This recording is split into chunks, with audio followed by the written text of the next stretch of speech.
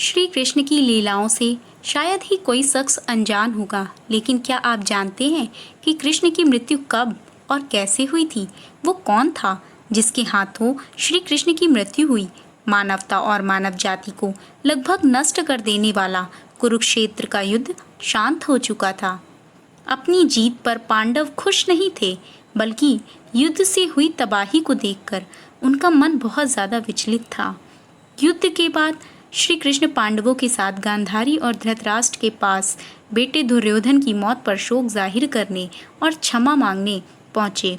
दुर्योधन का खून में लथपथ शरीर और अंधे माँ बाप की आंखों से आंसुओं की बाढ़ से पांडवों का दिल भी भर आया था।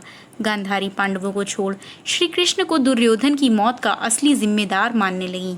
गांधारी ने श्री कृष्ण पर चीखते हुए कहा, अब द्वारिकाधीश हैं, जिनकी पूजा मैंने खुद विष्णु अवतार मानकर की, क्या आप अपने किए पर जरा भी शर्मिंदा हैं?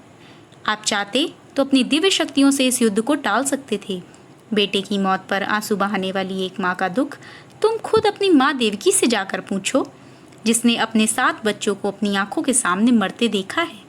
इसके बाद गांधारी ने श्री कृष्ण को शाप देते हुए कहा, यदि भगवान विष्णु के प्रति मेरी आस्था सच्ची रही है तो आज से ठीक 36 वर्ष बाद तुम भी इस धरती पर जीवित नहीं रहोगे।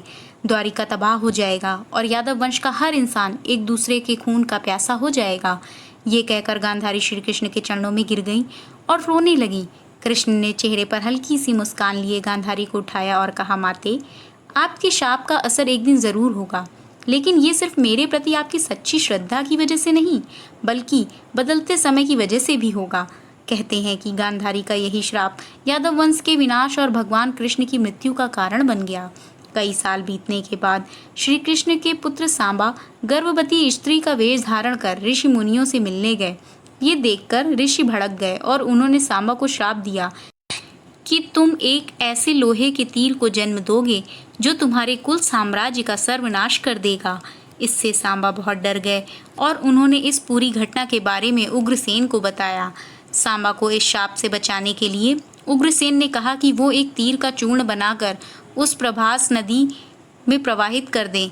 ऐसा करने से वे शाप मुक्त हो जाएंगे। जिस इलाके में इस चूर्ण को जमा किया गया था, वहाँ एक खास प्रकार की घास उगाई।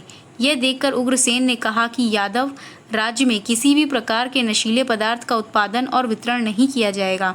इसके बाद द्वारका में कुछ बेहद अशुभ संकेत देखे गए, जिसमें सुदर्शन चक्र, श्री कृष्ण का शंख, उनका रथ और बलराम के हल का अदृश्य हो जाना शामिल है।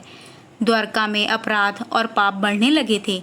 ये देख श्री कृष्ण परेशान हुए और उन्होंने अपनी प्रजा से प्रभास नदी के तट पर जाकर पापों का प्रायश्चित करने का आग्रह किया। द्वारकावासी वहां जाकर मदिरा के नशे में चूर एक दूसरे से लड़ने लगे। गांधारी के शाप के अनुसार यादव वंश के सभी लोग आपस में लड़कर मर गए। इस घटना के कुछ समय बाद श्री कृष्ण एक पेड़ के नीचे योग समाधि ले रहे थे।